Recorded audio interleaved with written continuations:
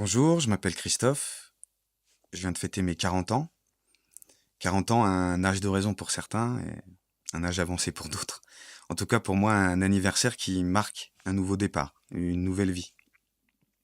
En fait, j'ai rencontré Jésus il y a un peu plus d'un an maintenant. Et depuis cette rencontre, je grandis dans la foi, en lisant la Bible beaucoup.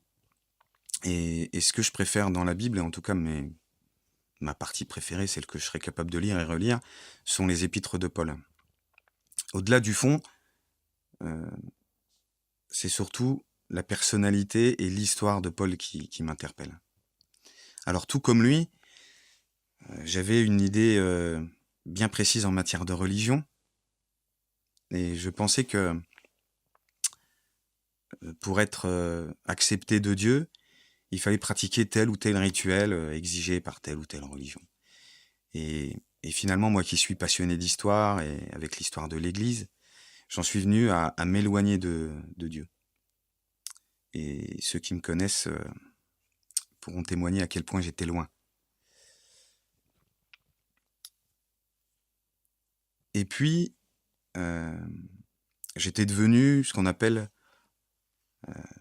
un rationaliste. Vous savez, le rationalisme, c'est cette doctrine anti-religieuse pour laquelle rien n'existe au-delà de l'intelligence humaine.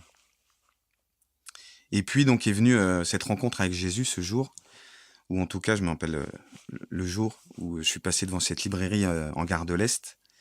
Je suis rentré dans cette librairie et je suis tombé sur ce livre, cette biographie. Le titre c'était Jésus. La première phrase c'était « Et si on prenait enfin Jésus au sérieux ?»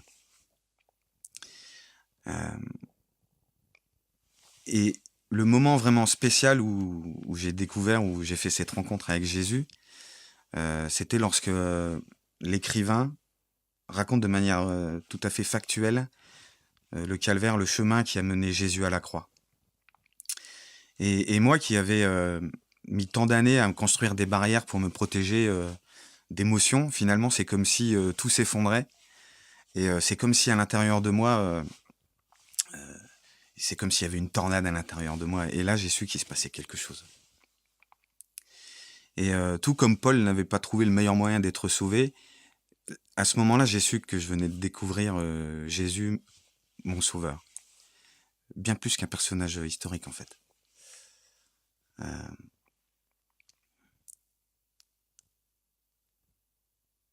Et finalement, de rationaliste, on va dire que je suis devenu un croyant raisonnable.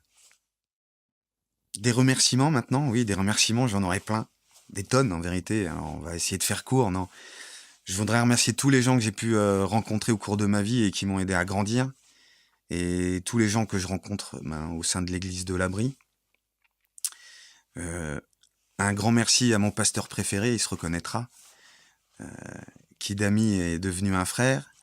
Et surtout qui a su voir en moi cette petite étincelle et qui a toujours été très respectueux de qui j'étais. Donc merci mon ami de m'avoir guidé.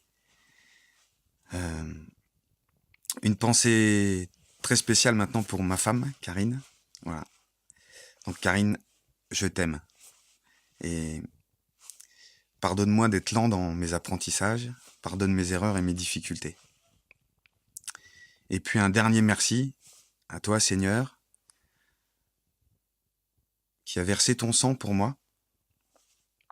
Alors aujourd'hui, je te demande de me pardonner d'avoir mis si longtemps ou d'avoir mené ma vie trop longtemps sans toi. Et aujourd'hui, je te demande de rentrer dans ma vie et je te demande d'y régner. Merci. Tu as déclaré pas mal de choses dans cette vidéo. On peut applaudir si on veut, bien sûr.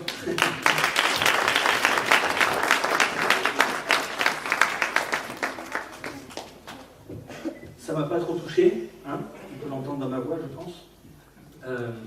En tout cas, tu as dit beaucoup de choses dans ce témoignage. Et je crois que tu dis très clairement qu'il s'est passé quelque chose en toi, dans tes réflexions. Et je crois que tu peux encore confirmer aujourd'hui que tu as souhaité que Jésus-Christ soit ton Seigneur et ton Sauveur. C'est bien ça? Je confirme. Vous avez entendu? Tu peux venir régner dans ma vie. Je suis confirme. C'est lui?